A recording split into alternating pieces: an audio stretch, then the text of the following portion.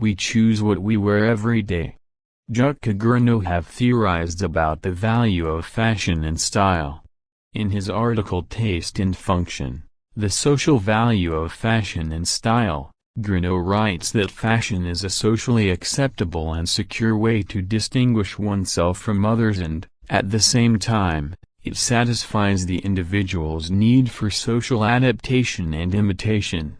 Incorporating symbols and icons has become effective in promoting national pride in an organic, non-contrived way. It might as well address flagging pride and confused identity.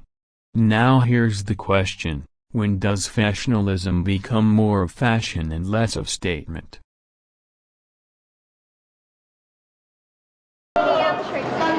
Binili lang man dito ko eh.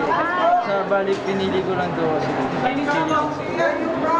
pinili ang Pilipinas tayo natin eh, syempre. Para maging tingin mo ano yung reason behind bakit may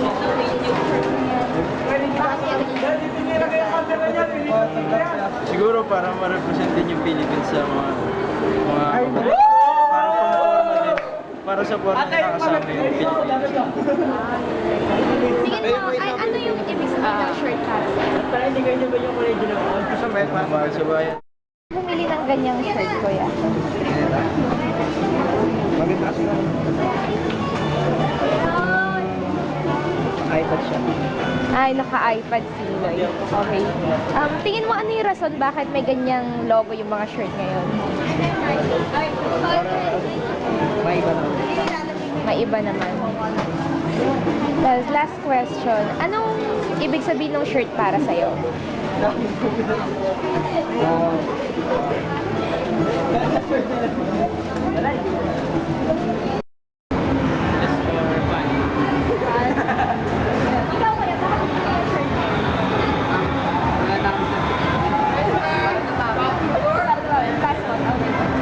Tingin mo bakit yan yung tatak ng t-shirt na yun?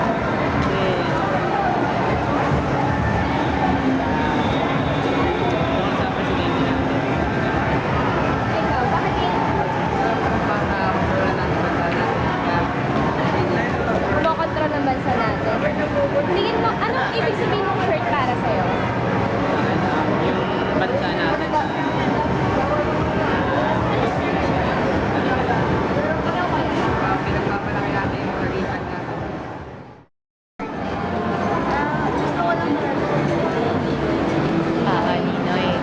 Tingin mo, ano yung rason kung bakit yung mga sign na ganyan yung mga shirts?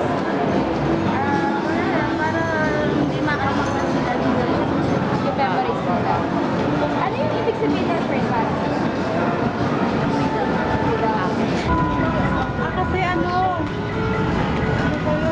nag-OJT ako, kailangan ng phone.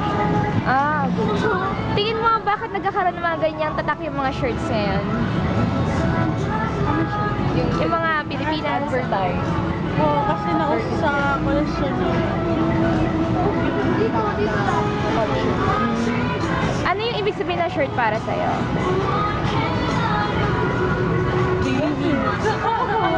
Yung shirt na yan? Regalo lang sa akin. Regalo lang. Tingin niyo po. Maganda yung tsura.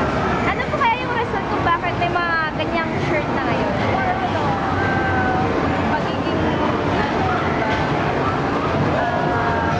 ayun, ngayon lang, parang nire-represent natin yung ano natin, yung Country natin.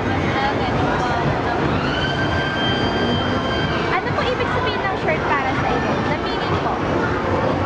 Aba, yung design po. ayun, pagiging makabayan. Kailangan maging proud tayo kasi, diba, sa buong mundo, parang ma-block natin yung ginawang design or Bakit yung bibili ng shirt? Kasi, para matanda ka yung like ng Philippines. Tingin mo bakit may mga shirt na ganyan na yan? May mga flag of the Philippines? Wala akong idea. Anong meaning ng shirt para sa'yo? Parang nang-worship yung Ayan, di ba ako nag-gawin mo? parang gusto mo ba yan? kasi po nagbigay po sa amin. Tingin mo, ano yung rason bakit yung mga ganyang shirt ngayon? May mga Pilipinas, Pinoy, ribbon. Siguro po para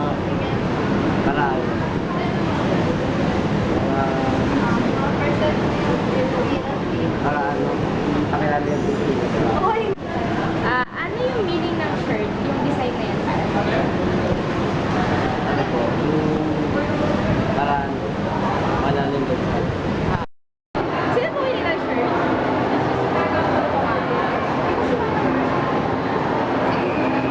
Bakit kaya binili ni mama yung shirt na yan?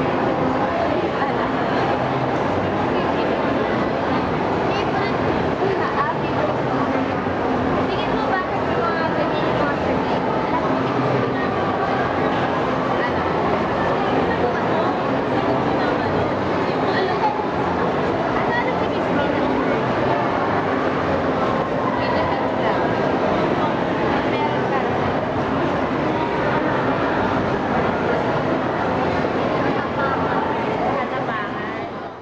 Out of the 10 interviewees we had, 5 of them are teenagers. Mostly none of them bought the shirt for themselves. Most of them were males, as females don't often wear polo shirts or t-shirts. They seem to have a general sense that it is about Philippines, because that is what they initially see in the shirt. Only few of them probed deeper into the meaning. With this, we had an idea of what the Filipinos think about the shirts.